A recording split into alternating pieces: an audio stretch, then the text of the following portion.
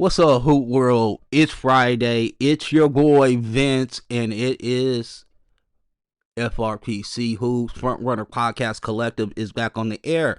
I am your humble host Vince, and today's show is filled with a bunch of playoff scenarios, playoff observations, because we are less than 2 weeks away from the playoffs. We have seen some incredible games. The West is still murky at this point. Every game means so much to every team, and a loss here, a loss there, and you go from the third seed to the seventh seed, all in one swoop. So we have a lot to get to today, and we're going to go ahead and start real soon. But I want to start with this note that Soraya has to the audience. She says, this week's episode is about the playoff DNA. Who's peaking, who is contending, and which matchups would break the internet. So that is basically the tenor of today's show. I want to get into the first part of it, and you know what we start off with. We start off with the front running theory. And today, the front running theory is something that maybe for a long period of time is something that I thought, but I've been tracking the progression of this young man. And what I want to tell you right now is I believe that Austin Reeves is no longer a role player. He's a certified star. And I'm going to try to prove this point with statistics and just observations that I've been able to see over the years. So let's start off with Austin's last 5 games. Now, in a loss to Golden State, he had 31 points. He shot the ball well. He has been doing a lot of this. Now, he had a really terrible result against the Houston Rockets, but length is going and athleticism is going to give him an issue. He only had 12 points. He shot 45% from the field that game. Now against Memphis, he scored 31, and he was absolutely clutch in that game. He made big plays down the stretch, not just on offense, but also on defense. And also in that Houston game, if I'm not mistaken, he made some critical, he took a charge. He grabbed a good defensive rebound late in the game. So even when he doesn't score points, he is impacting winning in a major way, and it might not necessarily just leap out in the box score. The other thing is that when he played Chicago, he had 30 on basically 60% field goal percentage, 58.8. He did shoot it terribly from 3, which is 33%, which is not like him. But here's the thing that I want to tell you about. 25.6 points per game on 66.4 true shooting over this stretch. Reeves is shouldering primary offense in crunch time with Luka deferring as of right now. Only 10 turnovers in his last 5 games, including no turnovers against the game that he just played against Golden State, and we'll get into that game and what it means for playoff implications and people's legacies and all that sort of thing. I hope. We don't know about these legacy situations yet, man. We got to get to the playoffs. Now, let's look over the seasons about Austin. Now, last year, this year, all these numbers are per 100. So keep this in mind as well. So this year, he's at 28.1 points per game per 100. Last year, he was 23.5, so he's made a big jump. And if you're not watching the Lakers every single game, and I understand why, what Austin has done is found a way to be pretty useful to both stars. When LeBron's on the court, he's the primary ball handler. When Luka's on the court, he's the primary cutter. He's the primary screener. So he has found himself to be very valuable and very critical to both superstars and also what the superstars like to do or want to do and what kind of actions they want to get in. Now, also the assists, 8.3 this year per 100. Last year, 8.1. So not a big difference. We'll get into all the other stuff in a second, but in 2022, 2023, he was at 5.5 assists per 100. And in 2021, 2022, he was at 3.7. So you can see the marked difference over the years.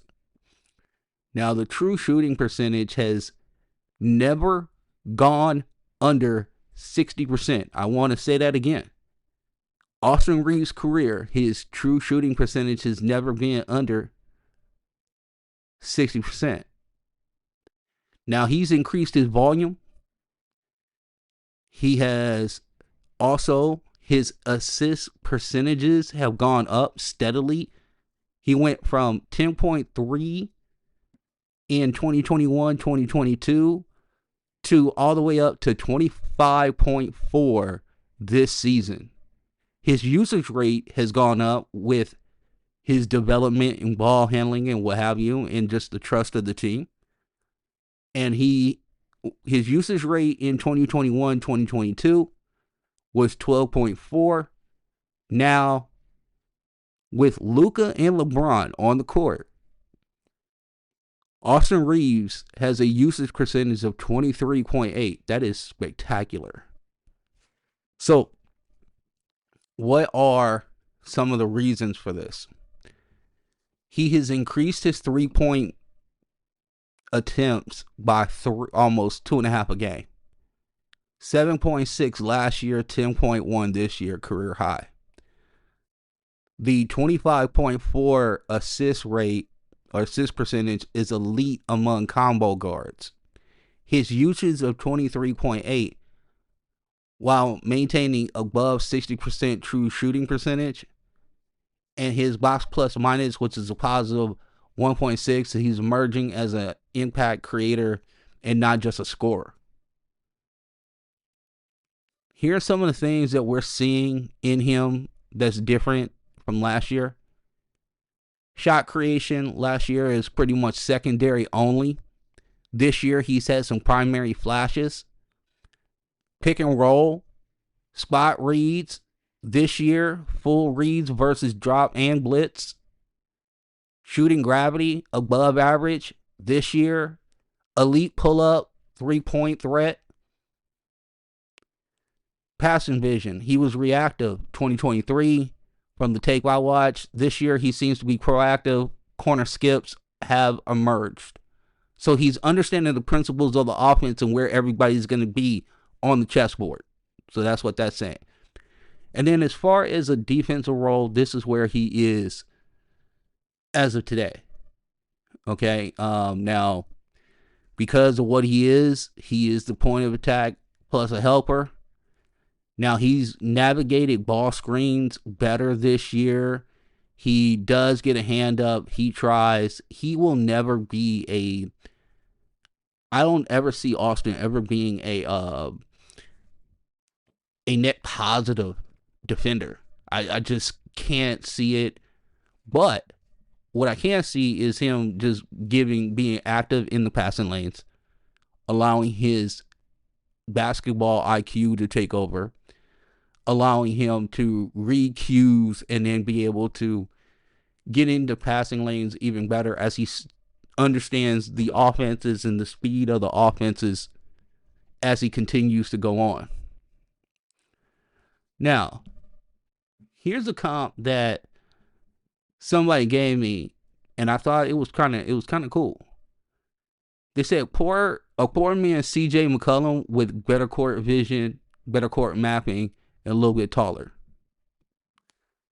I like that, because if C.J. McCollum was 6'5", man, what's up? Now, clutch production. I want to talk about this. Last 2 weeks. Field goal percentage in the fourth quarter for Austin Reeves has been 63.8. His 3-point percentages in the fourth quarter has been 58.6. That is absolutely ridiculous. This is a stone cold killer. So for all you people out there who want to give my guy a lot of heartache and whatever, oh, he's slow, he's a product of the Lakers system, oh, he's only getting love because he's in the purple and gold, these numbers aren't lying to you. You can go to Basketball Reference or Basketball Index just like I did and be able to pull up these numbers. You can also go to Synergy. Well, maybe some of you can. Some of you can. My hoop sickos out there. Now, his usage in the last 5 minutes in close games is 22.4, up from 17.9. And then in the game against Golden State, he had 20 points in the fourth quarter alone. He had a +7 swing in a solo stretch where he was just knocking down trade buckets, being in passing lanes, and just being a just complete irritant to the Golden State Warriors in that what I would call that faux comeback that the Lakers tried to pull last night. Now, Austin Reeves has shifted from high efficiency tertiary scorer to a viable second option with strong secondary playmaking abilities. His evolution resembles a Jalen Brunson-like arc, especially when handling the heavy touches alongside a heliocentric star like Luka. If this growth holds true through the postseason, he will undeniably be completely underpaid. He is completely underpaid now. Let me just say that. You know, when you talk to our scouts and you talk to the evaluators that I do and they say, hey, give me some notes on Austin. These are some of the notes we get. But he's underpaid now. Let me just put that now. Now, I will tell you this. What is he gonna make in the next payday? Because some people were throwing out numbers. I'm going to tell you right now, do not be shocked if Austin Reeves is a person who is making $35 to $37 million on his next contract. Do not be shocked by that development whatsoever, because let's look at some of these other things that's going down with Austin. Just being so clutch for them. He's been absolutely nailed in the fourth quarter when Luka himself has just shown a lot of fatigue in these fourth quarters. I think personally what you're seeing is a kind of changing of the guard. And the more and more that I see LeBron deferring to Austin Reeves as the primary ball handler when he's on the court, the more and more I'm starting to understand that JJ Redick is saying, hey, that guy right there, we trust him with the ball. Implicity. So if they're going to trust him with the ball and they're going to continue to allow this man to run actions at the top of the key, you're going to see some nice foul baiting. We are going to see some just the flow game is tough. I like the flow game. I think sometimes his next level is that it's going to sound almost demeaning to Austin, but I don't mean this in a demeaning way. His next step in his development would be maybe, getting stronger in the leg area, where sometimes he loses his lift on his floater and it's not as soft as it needs to be when it lands on the rim. So that would be the next thing in Austin Reeves' development pathway that I would be able to see that allow that floater to be even more deadly than what it is right now. Because there's some nice touch on it. It just sometimes that dude looks super gassed because he's running around playing some defense. Not as athletic as probably the guy he's guarding. And then all of a sudden, he's breaking down the defense and getting into the paint.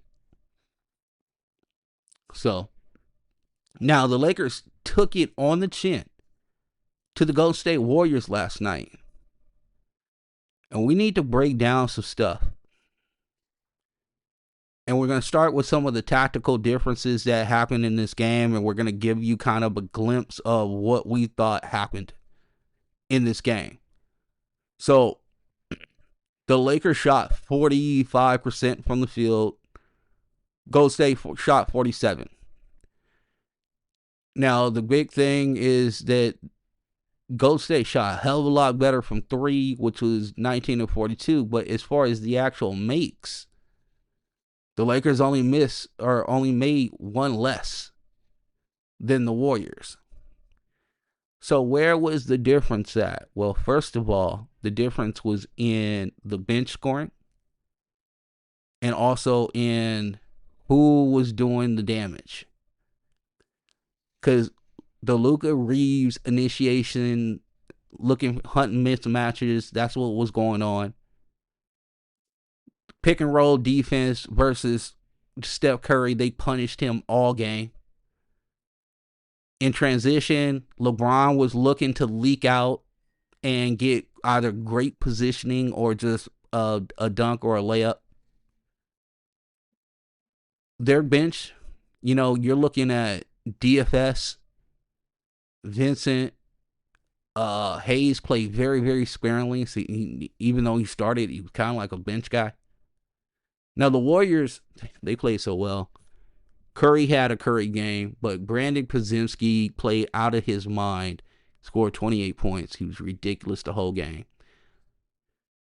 Now, the Lakers switch heavy lineup was vulnerable. Was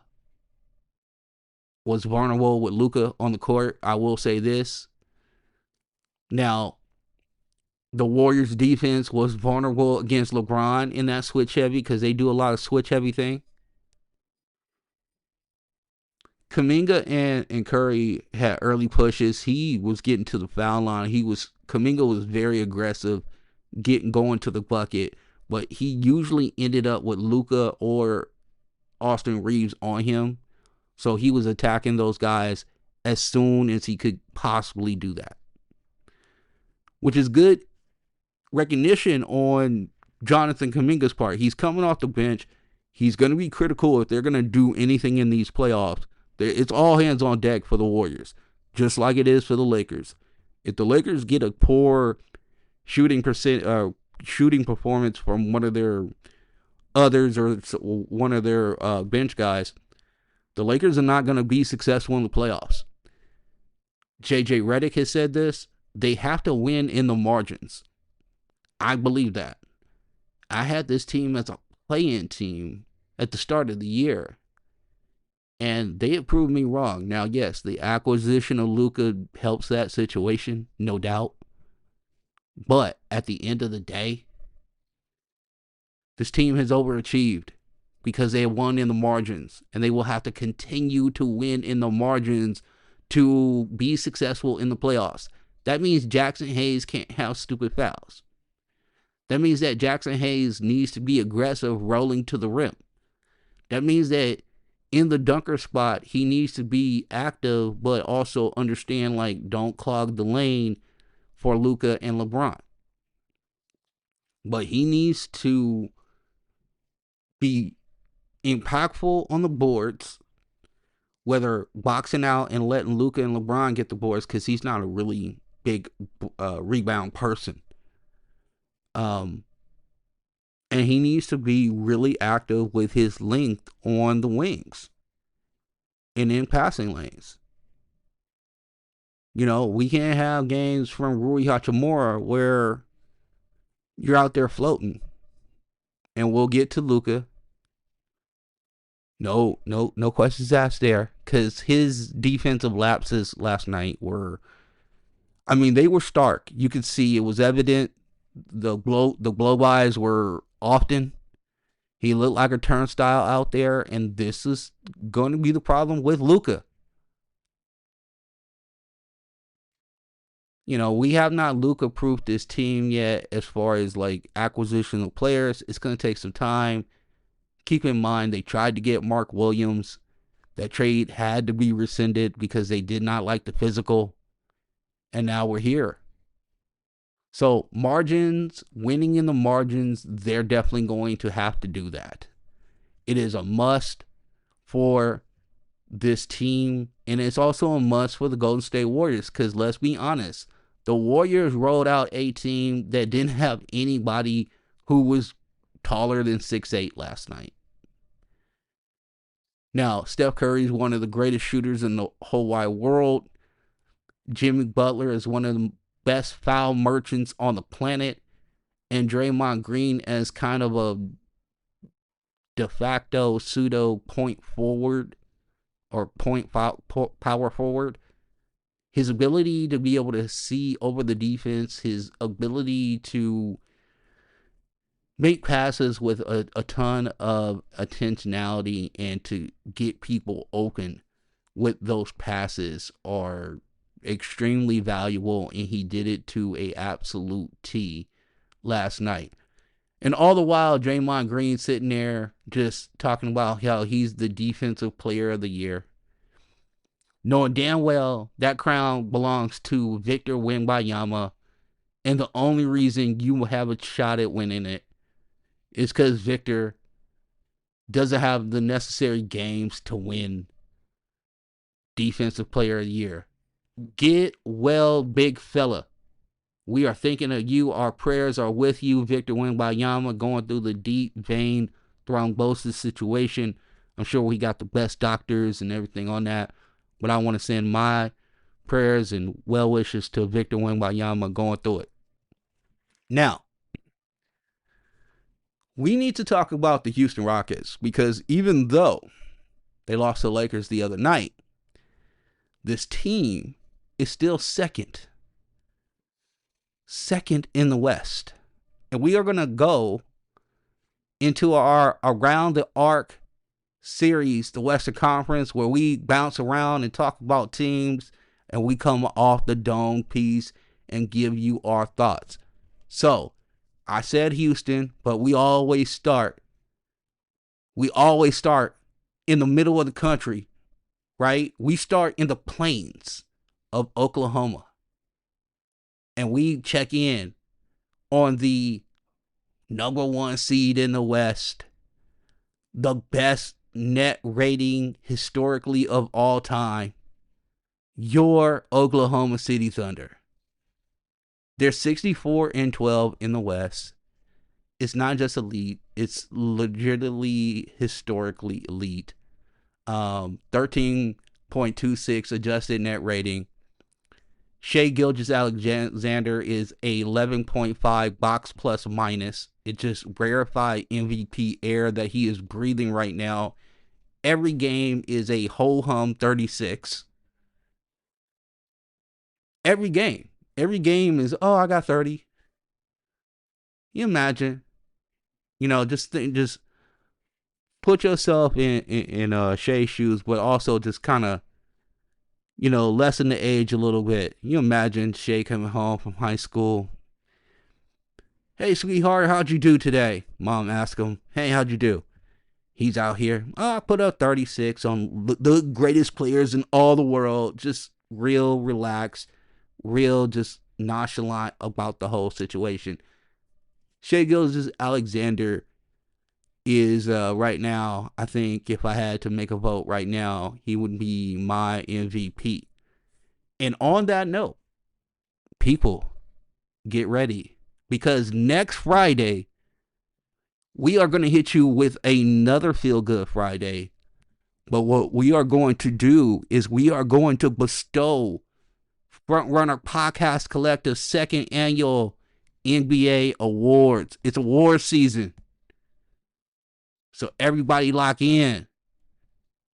Hit us up on X at FrontRunnerPC. Also hit up my producer at Rhea_Funch, FRPC. Be heard, be counted. Put in my dome piece. Hey, Did you think about this person for Defensive Player of the Year? What about All NBA? Who's your MVP? Who's the most improved player of the year, Vince? You can get in my mentions. You can get in there and basically just prove your case about your guy. Now, I watch ball, so I will have questions. But, what I'm saying? Positive vibes for your dude never hurts anyone. So next Friday, we will be giving out awards. I can't wait. Soraya can't wait. We look forward to it. Now, back to OKC. Here's the thing that I find the most terrifying about OKC. It's not about their youth. It's not the multiple first round draft picks that they still have. And they have the ability to be flexible and be able to bring whoever they want in. The thing that absolutely frightens me about the OKC Thunder is that all season, this podcast is questioned whether they have a number 2 or not. Now, we crowned a big 3 in OKC last season. I thought Chet was legit. I thought J-Dub was legit. I still think those things. I still think the trajectory is just going up and up and up. But I still have questions whether they can handle a playoff role production-wise in the playoffs because they are so young. And those questions still are in the back of my head. But at this point, the Thunder are doing things that are absolutely just unheard of. And not just because of the fact of the historical net rating. It's at the age that they're doing it at. It's the complete buy-in when you watch them. How all of them play on a string defensively. It is just it seems egoless, their offense. A lot of people eat. A lot of people touch the ball. Credit to Mark Daigneault. Credit to Sam Presti. And looks like credit to the runaway leader in the clubhouse for the MVP, Shai Gilgeous-Alexander. A credit to him as well. All right. So we need to go down to Houston. Shouts out to our guy, Nico Miatello. By the way, so, we ain't heard from him in a while. He needs some good thoughts going. And, hey, there's no better thought than the Houston Rockets are now a playoff team. And they are currently number 2 in the West with 50 wins. They have a plus 5.27 net rating. Ime Udoka has them playing nasty. This team is imposing their will onto others. They are taking lunches for people. It is ridiculous. I am excited to watch them play. They turn every game into just a fist fight. Not like Detroit. They keep it, basketball-wise. Now, here's the one thing I will say. There's been a lot of conjecture. There's been a lot of conversation about what kind of offense or what's going to be the most effective offense in the playoffs for the Houston Rockets. And I'm here to tell you, I understand that people are still waiting on Jalen Green. And I understand people who are very, very excited, and you should be, about Amen Thompson. But Alperen Sengun is the axis of this team. His passing is surgical. His rebounding is so much better. And the lineups with Sengun and Steven Adams, go look at their net rating. Now, they haven't played a ton of minutes together. I think it's literally about 120 minutes to 150 minutes, if I'm not mistaken. but I think they outscored the opponent when they're on the court by 108. So that's just to tell you that Houston likes to beat people up, and it's great. It's great. Listen, if you can't shoot the ball, we are not going to allow you to shoot the ball. We can't shoot it. You can't shoot it. So I like that. Also, let's give a shout out to Amen Thompson, and also Houston's development staff. He's become a real deal tempo controller, and they're peaking at the right damn time right now. So I am looking forward to the havoc that the Houston Rockets are going to cause in the playoffs as we move along and get closer to it. They're first in offensive boards. They're third in defense. They don't shoot the lights out, but they grind. Every possession I saw against the Lakers, it was ridiculous. They they took the Lakers down into the mud, and the Lakers barely survived. They're long. They continue to come at you at waves with length and athleticism. They're just an absolute bear to deal with. All right. With that being said, who else do we need to talk about? We talked about who we need to talk about now. We gotta talk about our favorite team in the whole wide world and the greatest player on the face of the planet right now. Who is that? That is your Denver Nuggets, damn it. The Denver Nuggets are they going through it. The defense is struggling. Jokic is putting up 62 point or 61 point triple doubles and still losing to Anthony Edwards that had to suck. I mean, Russell Westbrook should have been put in a Denver police department for the last 10 seconds of that Minnesota Timberwolves game. I know Russ plays hard. I know he gives maximum effort the whole time. But we have never called Russ a heady player. We have never called him that at all. So I think at this point, I don't know if Russ is really about that playoff roster rotation life. He might be right outside that rotation. Right outside. So, I mean,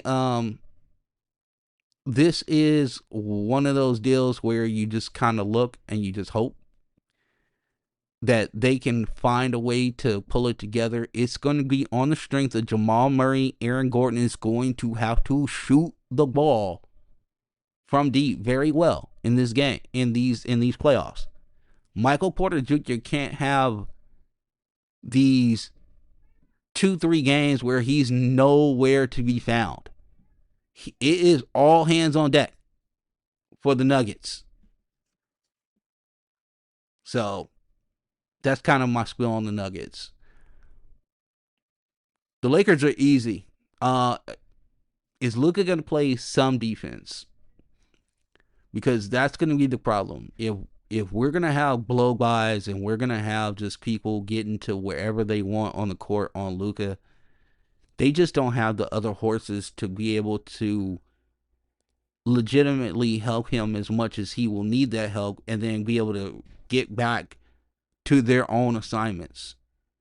So Luka is going to have to show a little more resistance, kind of hold up for a little bit longer, maybe, to be able to help his team out.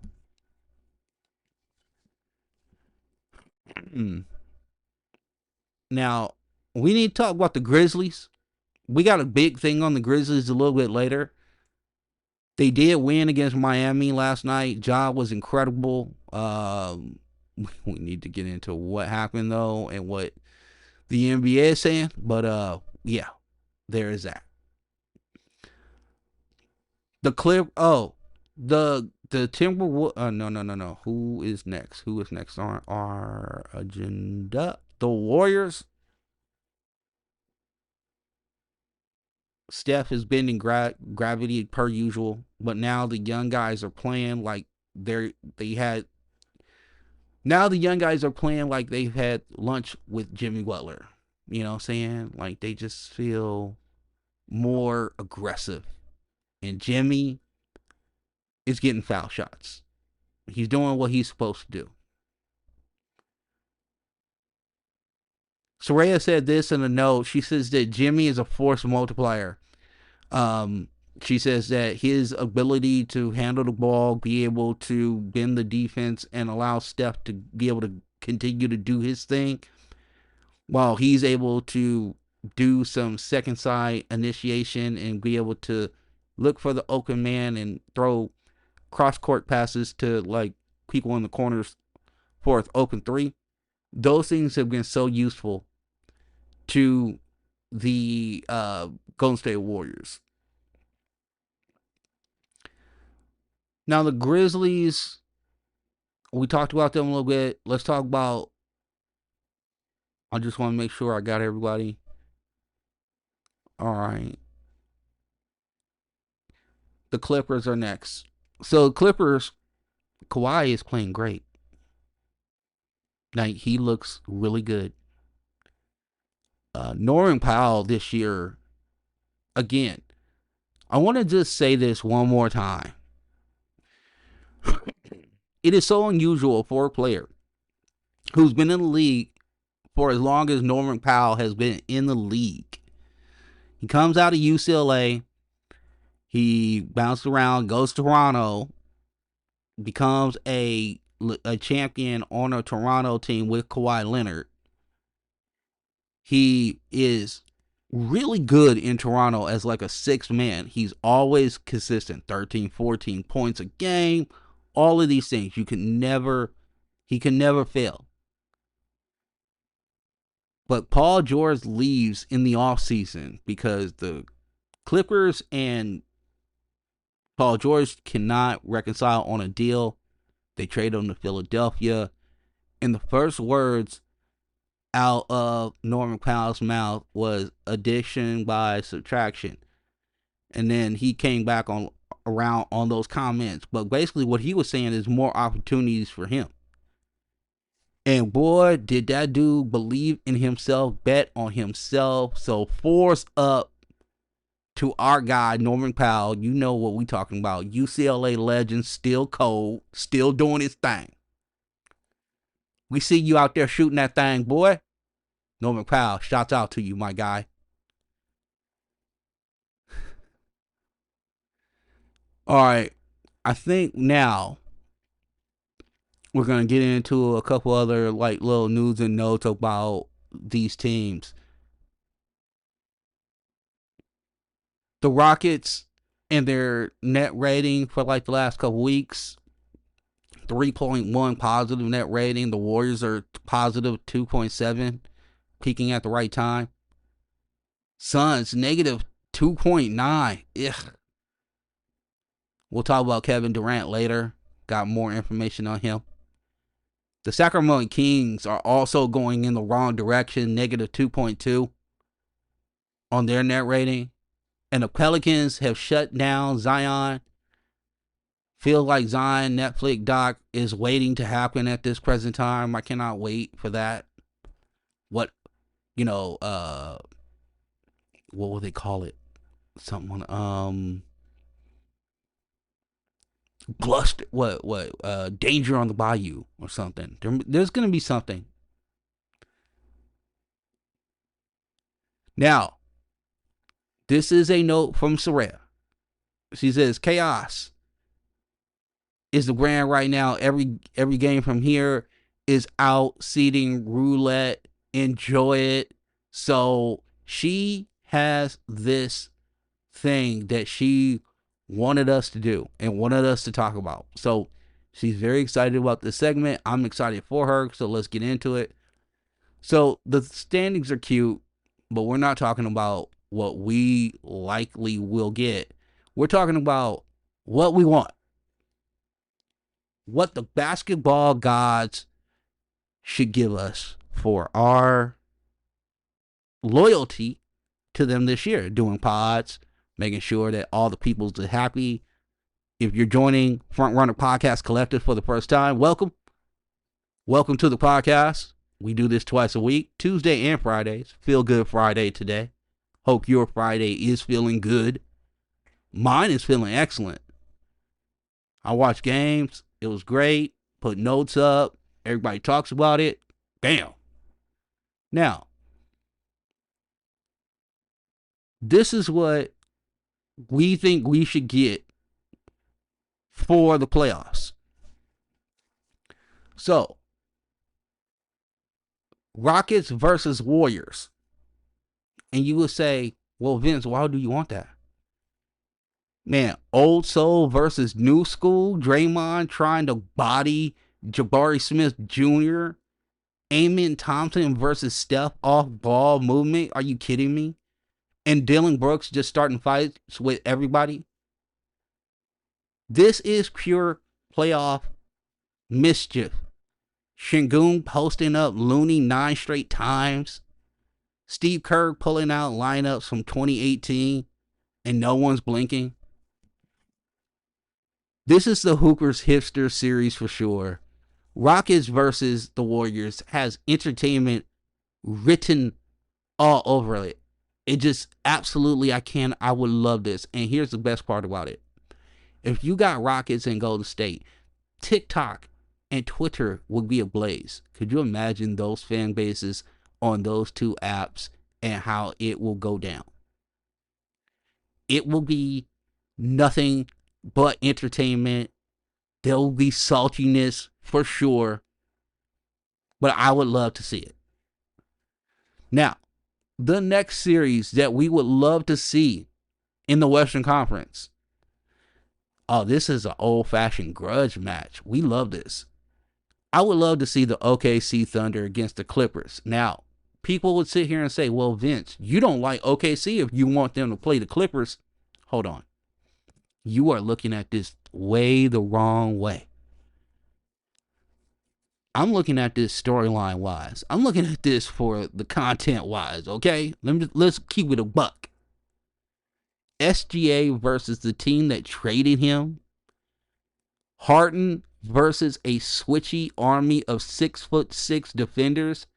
And Chet trying to stay vertical while Kawhi mid-ranges him into another dimension. Oh, by the way, Harden, ex-Oklahoma City Thunder, trying to fight the good fight against the Thunder. You know, Kawhi, all those years in San Antonio, sure, he played the Thunder a lot. Got some good battles with them. And this game has all the legacy vibes. If OKC wins, it's like a full circle moment. If the Clippers win, it's their one last gap before Cap apocalypse, which they've avoided that because they have just given in. They've given in. They said, nay, we will not go into the night so silently.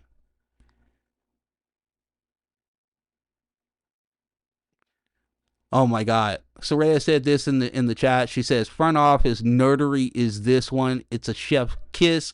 Presti versus Ballmer. Moneyball. Sign me up. That's what I'm talking about, Soraya. Way to support the podcast. Way to chime in. Way to continue to bring it. I caught it. Pat McAfee, you ain't the only one, dog. I caught mine too. All right. Next one up. This is a personal favorite of mine because I am a Laker fan, but I want to look at this as an analyst. Wolves versus Lakers. Why do I want this? Are you kidding me? Luka versus Ant? Trash talk versus trash talk? That's all I'm saying. Who takes the crown? Or does Anthony Edwards just snatch the trash talking crown from Luka? LeBron trying to dunk on the Stifle Tower sounds great. Also trying to navigate Jaden McDaniels. and his pterodactyl arms. Sounds awesome.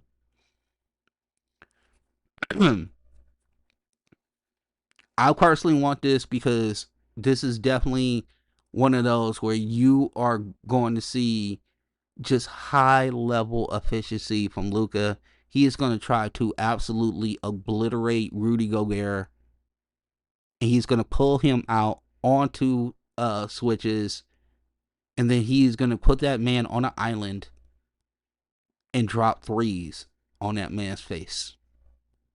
But Anthony Edwards is going to dunk on every Laker because they have no rim protection whatsoever. So that's why I like the series. I want to see chaos. I want to see nothing but chaos. Damn it. All right.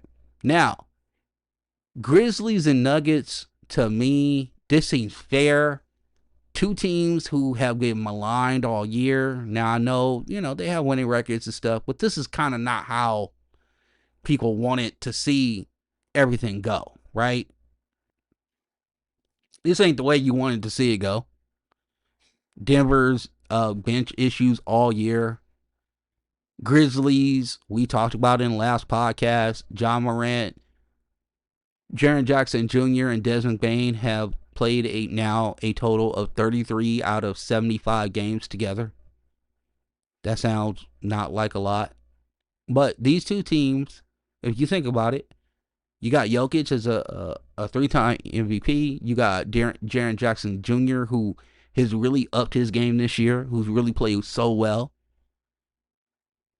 And just how Jokic would put that dude in foul trouble in 5 seconds. Jaren Jackson Jr. still foul a lot, bro. I know y'all was trying to pump him up as Defensive Player of the Year, but he still fouled a lot. I wonder what kind of sleep Jaren Jackson Jr. would have if he was playing Nikola Jokic for a 7-game series. My man gonna be... They might have to give him a sleep aid to allow him to sleep. Now, the bench for the Nuggets, nasty work, not great. The production's low, and Memphis seems to find guys just laying on Beale Street. You want to play some basketball? You about 6'4", right? Okay, yeah, come on, play some basketball for us. And then that dude scores like 22 points, and you're like, what the hell's going on? Here's the thing. It's such a contrast of styles, and this is the note that Soraya gave me. She was like, these two teams are best in transition teams when healthy. It's a 94 feet of chaos and mid-range warfare. I like it. I love it. I know that Jokic will want to slow them down.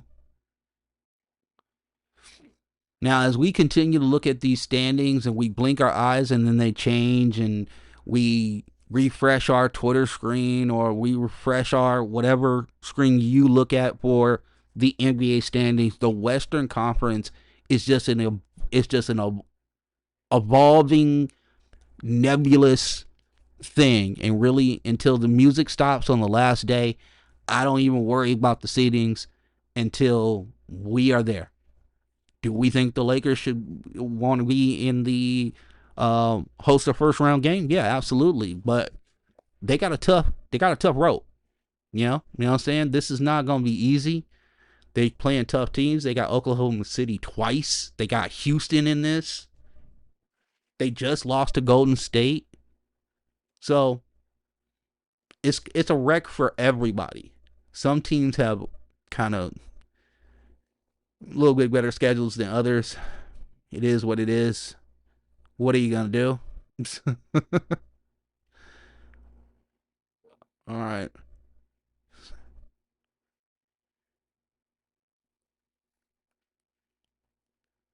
Couple other things that we want to talk about. This is what we want to talk about with the playoff DNA. Now, as you start to look at these teams and you start looking at the rotations, keep a close mind and keep close lookout for crunch time lineups. How are they coming out of lineups, like starting second quarters, third quarters, things of that nature. See who is defending who. team identity is greater than seeding. Every postseason, people chase the bracket, but the ones who last, they know who they are. You know what? 100% true. You can be a 3 seed with no backbone or a 6 seed with scars and a system. The difference is whether you're built to adapt, or be built to hope. And now the West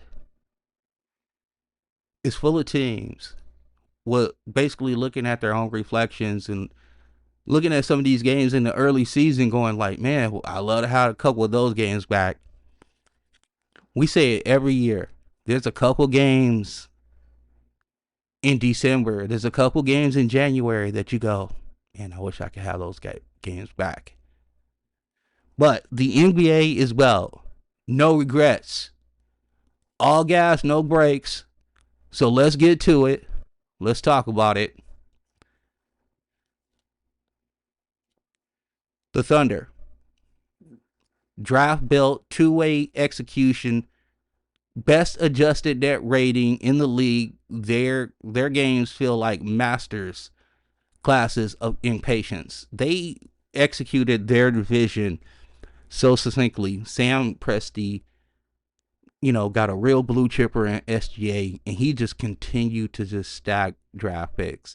He took on bad salaries, and he finally got the right mix he was looking for. And then I really loved his patience last year because it was apparent that they were light last year. He said during the season, we will reevaluate after the playoffs and then make our moves. They did. They went out and got Isaiah Hartenstein. They went out and got Alex Caruso. They made these adjustments, and here they are. They're 64-12. And again, historically, the best net rating we have ever seen in the NBA.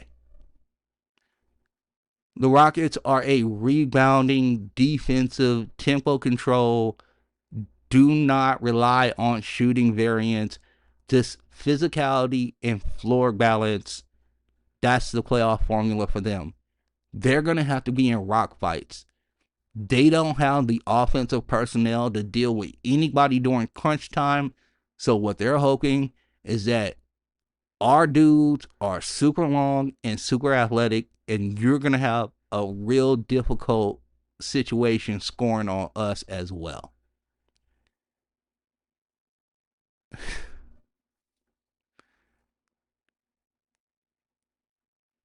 The Nuggets are basically in a situation where they seem to be allergic to defense right now. They have a thinning bench, but Jokic is covering up. Basically, you know what this reminds me of? Jokic reminds me of Cam Newton at Auburn. For my college football fans out there, Cam Newton, when he was at the University of Auburn, he was Superman. I mean, he did everything for them. That team was not as talented as some of the other SEC teams. It definitely wasn't as talented as probably that Oregon team that it beat, as far as that's concerned. But Cam Newton was that damn special, and Nikola Jokic is that damn good. He is the best player on the planet for a reason. I know that we say that we slightly give the nod to SGA for the MVP, but we're talking about two different things. Who the best player in the world is? Jokic. Who the MVP is this year? Probably SGA. I got to run my numbers and run my model, and we will have that for you next Friday. Next Feel Good Friday, you will have that. Now, let's talk about the Clippers for a second. They are a veteran-laden team. The system still feels like it's put together with duct tape because we are always on Kawhi injury alert. Harden keeps the offense organized, and then Kawhi hits shots, and also Norman Powell has been absolutely amazing. Basically, we know the deal. And Clipper fans, go ahead and close your ears. You've heard this too much. Go ahead and put the earmuffs on. If Kawhi stays healthy, the Clipper run will be long in the playoffs. If he doesn't stay healthy, this team doesn't have a shot. Pretty much it.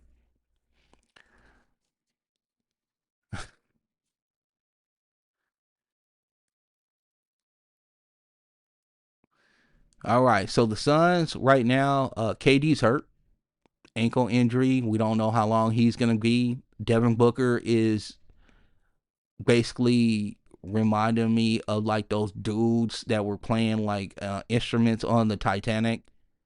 Just playing music as people are just trying to get into lifeboats, and they've been hit by an iceberg.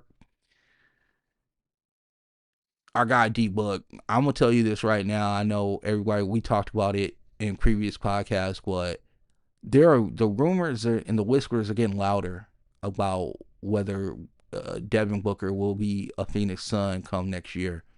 I've heard the rhetoric by Matt Ishbia, the Suns governor. We've even heard from Devin Booker, who has said that it's important for him to be with one team, kind of like his guy, Kobe Bryant. But man, if it continues to go sideways, what is this man supposed to do at 28 years of age in the prime of his career?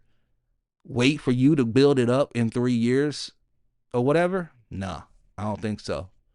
And we shall see. The Kings they're a mess. Sabonis is still a DHO spam, no defensive identity, inconsistent shot diet. They're a playing team wearing last year's clothes, basically. Light the beam for that. Pretty much. I mean, Zach LaVine and DeMar DeRozan. So y'all just created like Chicago West. That was your plan? How in the hell 2-3 years ago y'all have Tyrese Halliburton and De'Aaron Fox, and now y'all got Zach LaVine and DeMar DeRozan? No shade to those guys, but longer in the tooth, not as talented. The other guys still haven't reached their zenith on their talent. So I don't even know where we are with that one. This is bad roster construction, and I understand that it was under desperate means and what have you. But damn, can we just do better in Sacramento for those fans? Soraya says Sacramento needs a stylist and a wing defender, but mostly a stylist. You don't like the you don't you don't like the bean people? That's kind of cold, Soraya. Oh. Okay, let's shift. Mavericks. Whew. Okay, so AD is back, right? Kyrie knee injury. We'll see. They're the 10th seed. Can they hold on? Can AD and his band of 7-footers? Them dudes is playing like a ton of 7-footers because that's all they have. So,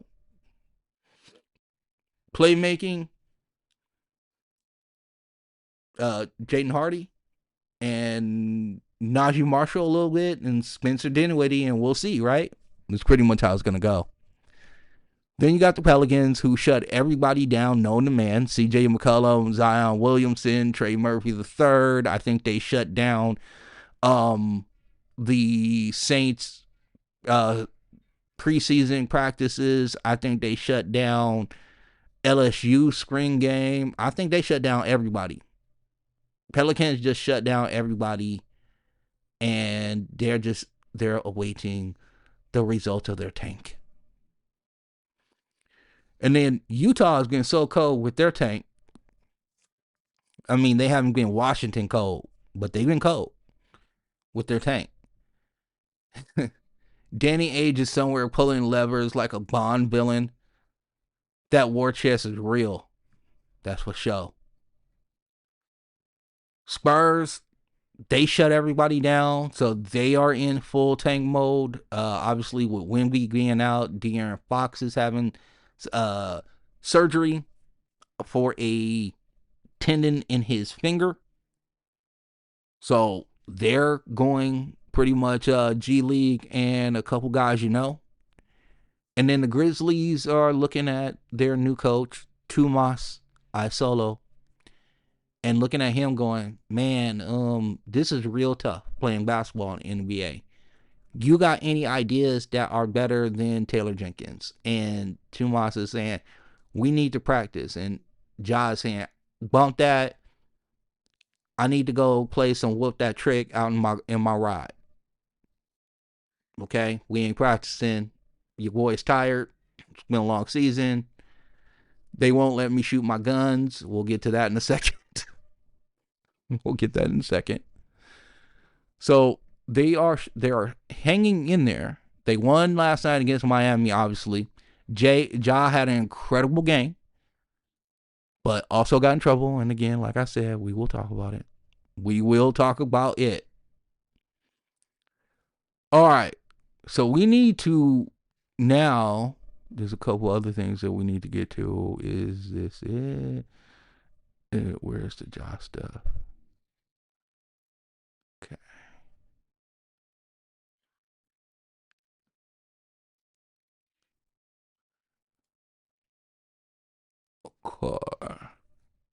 Okay. We're getting to the Ja stuff now. I knew it was coming, so I just was looking at my thing. All right. We're gonna give out some West only awards right now. So let's hit it. We call this some April superlatives. Most dangerous team no one wants to face. Who do you think that would be? There's only one right answer to this. The OKC Thunder. Nobody wants to see OKC in the West. I love these questions that Soraya set up. The team that could go out in 5 and deserves it. Oh, well, if they make it, it'll be Phoenix. Phoenix would be my choice. My next choice will be the Memphis Grizzlies. No shade towards the Memphis fans. This is strictly towards your team. All right. My player build of the year. Oh yeah, Amen Thompson for sure. Bench pace, secondary creation. He is the best athlete in the NBA.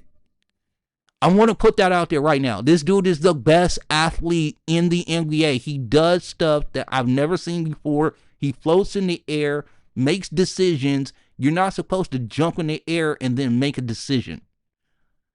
You're supposed to have made that decision before you leave your feet and then do what you do. That's not what he does.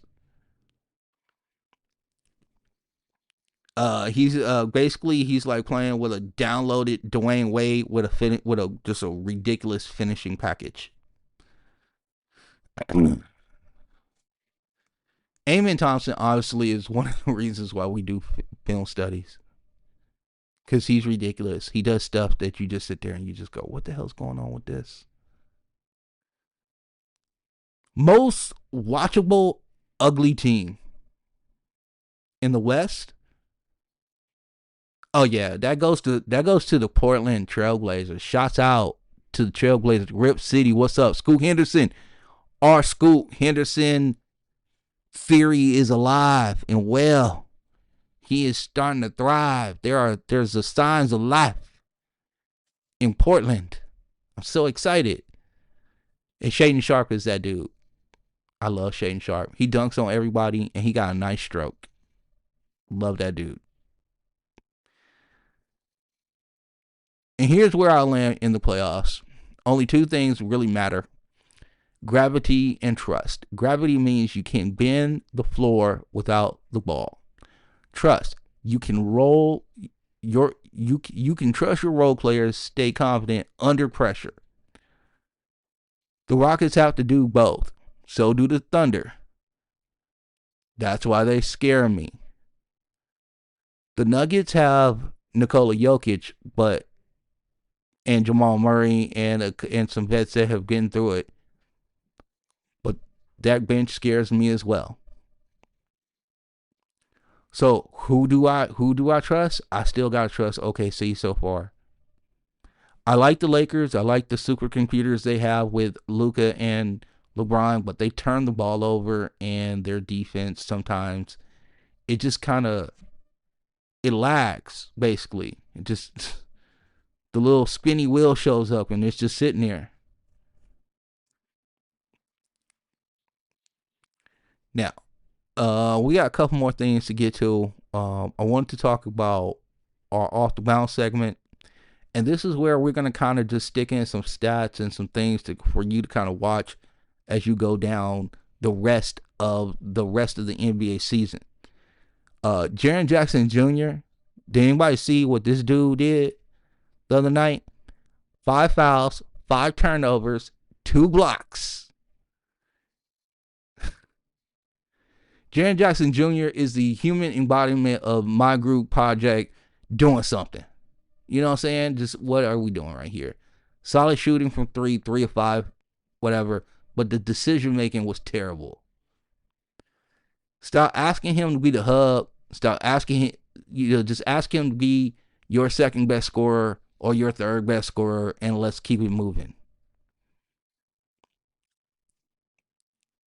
Desmond Bain, brick by brick construction company, 6 of 23 and 1 of 9 from 3. Oh, by the way, 0 free throw attempts. That is not a slump. That's a conservation. Efficiency nosedive for the efficiency champ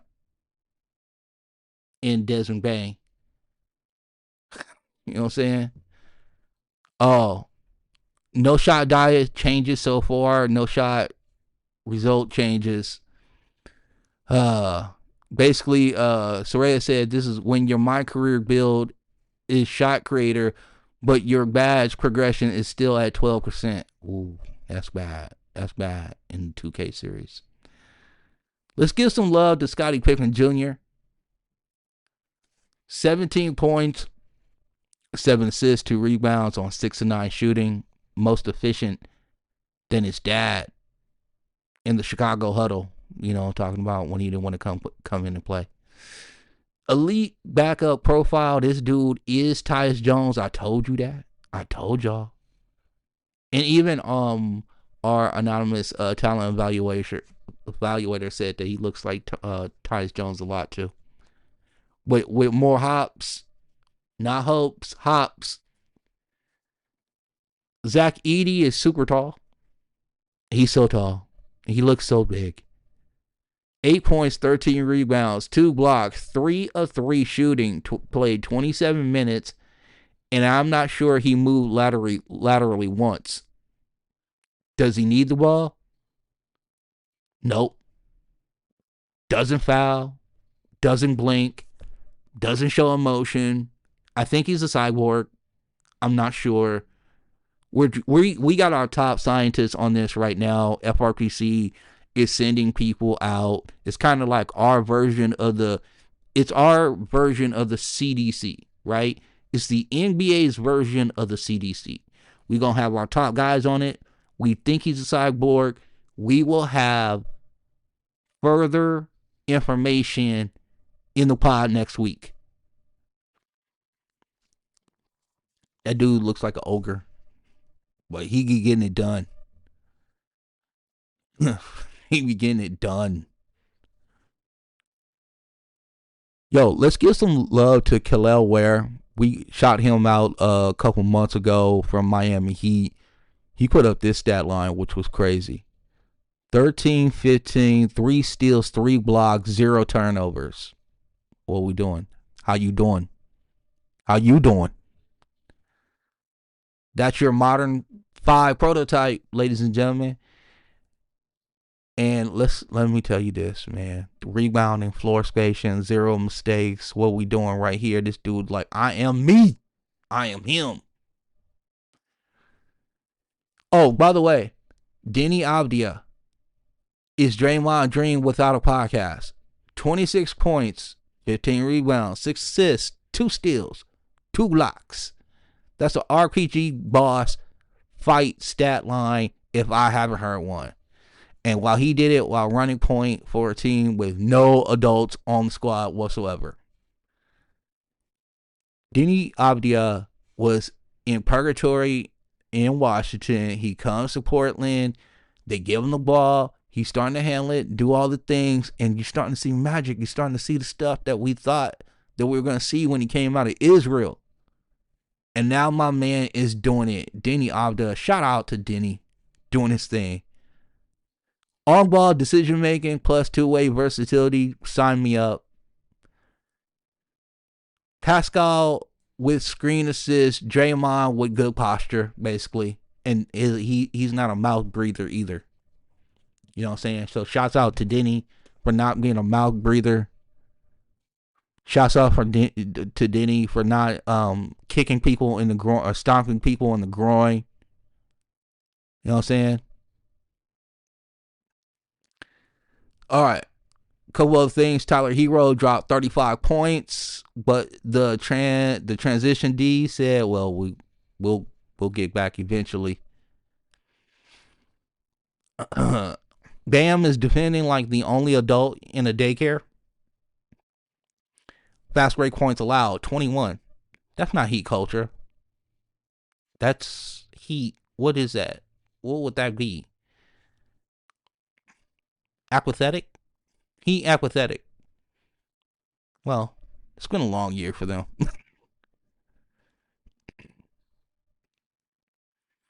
And last but not least, when you win a game, and this is the only time I will even talk about this, but when you win a game and you have 25 turnovers, you either have future stars or the other team just, they just want to go out for brunch. And that's what happened to the Portland Trail Blazers, who won a game turning the ball over 25 times. Sharp and Avdia were absolutely elite in that game. The rest of the team felt like a bunch of interns. I mean, it's terrible. But this is what like last couple of weeks basketball looks like for the teams at the far end of the basketball where we're not paying a lot of attention. But it caught my eye. I saw it. I watched that game. It hurt my feelings watching that game. It hurt my damn feelings watching that. The Blazers turnover chart looked like a horror movie heartbeat monitor. That's from Soraya. She put that in. I love that.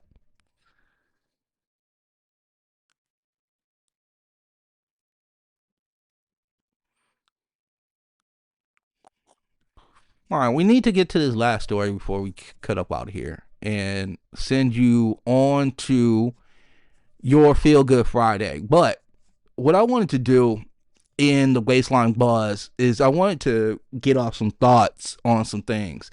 Anthony Edwards of the Minnesota Timberwolves is scoring on and off the court. Let me get into this. Anthony Edwards is him on the court, no question. But off the court, that man is putting up different kind of stat line. And it's messy. The internet has been full meltdown mode over Ant's baby mama drama.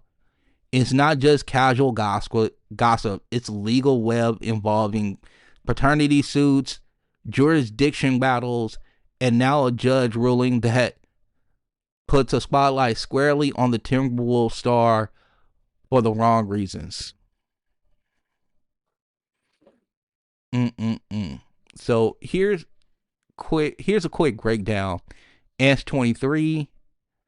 Aisha Howard is 38. They have a 4-month-old daughter together. And Howard initially filed paternity suit in California.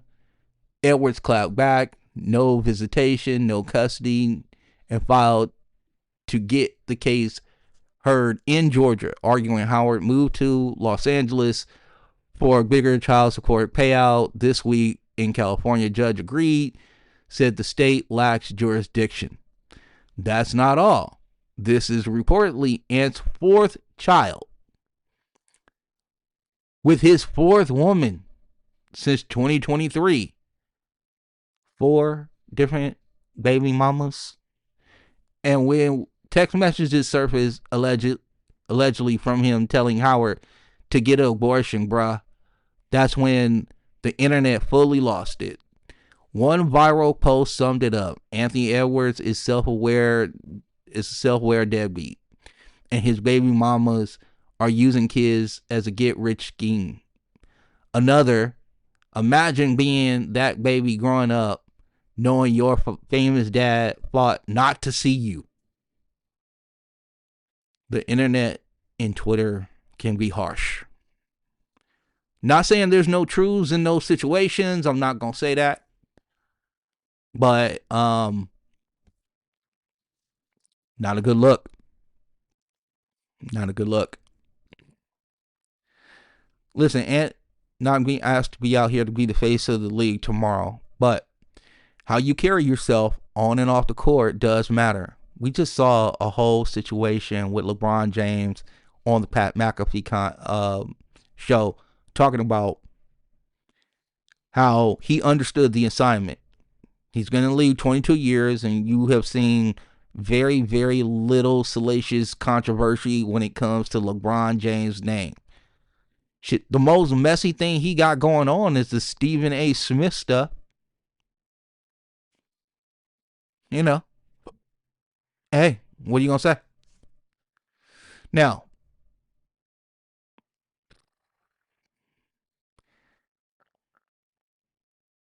here's the deal when it comes to him, to Anthony Edwards. How you carry yourself off the court, how you carry yourself on the court, especially as your stardom rises. Ja got dragged for similar reasons. Sponsor care, fans care, and the league definitely cares. Ant, you got the charisma, you got the game, you got the just that ability to make our mouths just open wide when you do stuff. You got the mic skills. I even defend you here. I tell people, let Ant be Ant.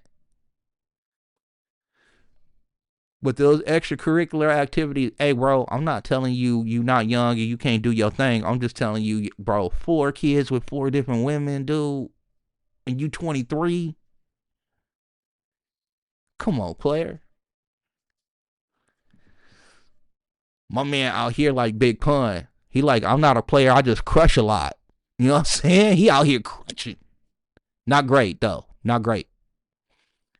Especially about like fighting not to see your kid. That's not going to be a good look. That's going to come back to bite you, my dog. Just as a FYI. It's the kind of baggage that can haunt a player's rep no matter how many posters he makes out of people. Now, this also goes along with the Ja Morant situation, and here it is. Ja Morant was fined $75,000. Why? Why, you ask? Well, Ja has a new little celebration that he likes to do. And he's been doing it for a little while, because I caught it during the Laker game. And basically, he's been kind of like shotgunning his arm if he hits a 3, like pulling the little pump action back and shooting the 3 at the opposing bench. And I was like, wow.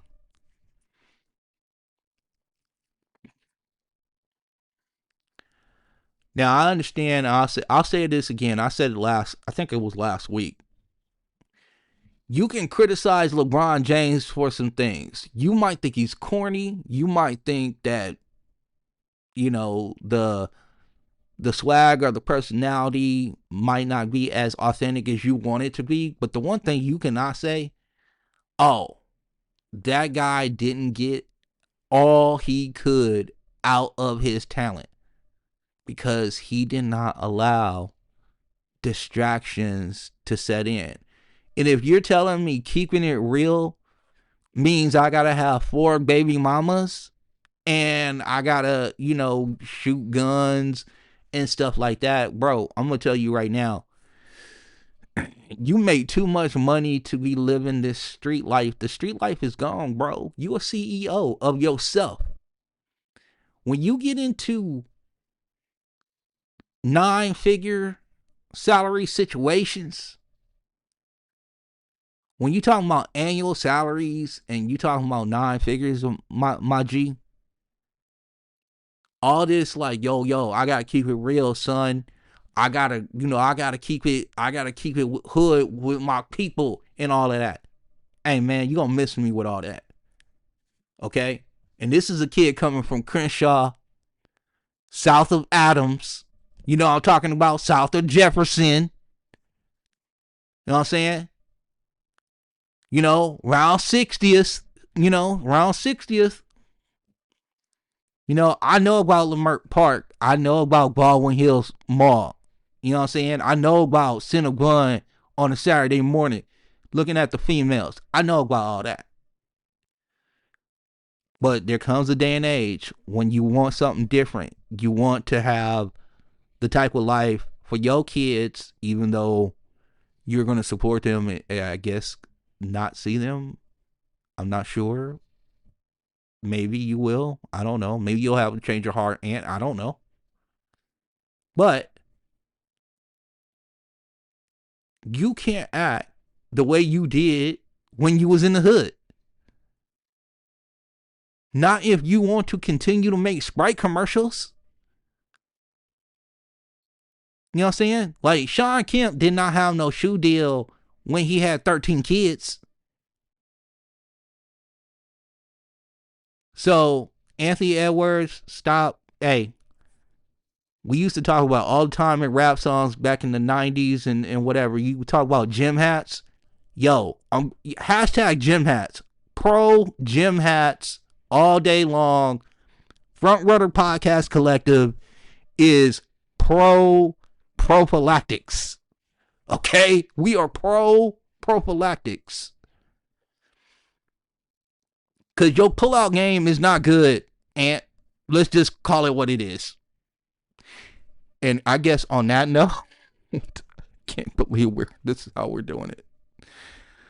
On that note, tune in Tuesday because we will have a lot more to talk about. There'll be more playoff conjecture, more things going on. So, FRPC doesn't miss April. Every shift, every chaotic stat, every film breakdown, every game we will be watching. You can count on us. For the real hoopers, the stat heads out there, and the timeline screamers, we will see you on Tuesday. So, with that being said, that's our show. Front to back, top to bottom. We broke everything down in the West. Like you owed us money. We sorted out tiers. We imagined dream matchups. We gave the Suns respectful funeral. And we hyped up Amen Thompson. Now, we want you to continue to ride with us. Front Runner Podcast Collective. How you can do that? You can follow us on whatever podcast platform you are hearing this pod on right now. Okay? The other way you can ride with us. X at Frontrunner PC. X at Rhea_Funch FRPC. We have blue sky accounts. Blue sky. I'm boring, so it's the same thing. At frontrunnerpc.bsky.social. And for Soraya, because she is fancy, it is frpc-rhea.bsky.social. Make sure you are following the YouTube page, which is FRPC NBA Lounge. And also, go to the website. Go to frpc.podcastpage.io. And you get everything there. You get the You get the podcast, you get the blogs. There will be a blog with this particular podcast. So go get you some, homie. It's Friday. Go get you some. Now, also, if you are writing with us, hit us up at also frpcevents@gmail.com for questions about the pod. Your answers to questions about who is the defensive player of the year, all NBA teams. Hit us up on Twitter with those type of situations. Hit us up on Blue Sky with those type of situations. Now, also follow us on the podcast platform, and also do the thing where you hit the little bell for you so you can get the notification as well. Because you're going to want these podcasts. You're going to want them. Like a thirsty man in the desert, you're going to want these damn things, I'm telling you. So, with that being said, happy Friday to everyone out there. And again, to the new audience, welcome. To the old audience, be a friend, tell a friend about the podcast. Join this revolution. Join this merry band of NBA hoop-loving fools that we are. And with that being said, the best part of you is you. And here at FRPC, we see that and we feel that. So surround yourself with people who lift you up, push you forward, and remind you who you are.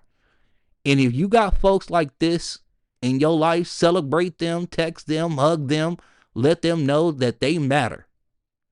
Because growth is different when you're surrounded by love, support, and real ones. And if you're building that circle, start with us.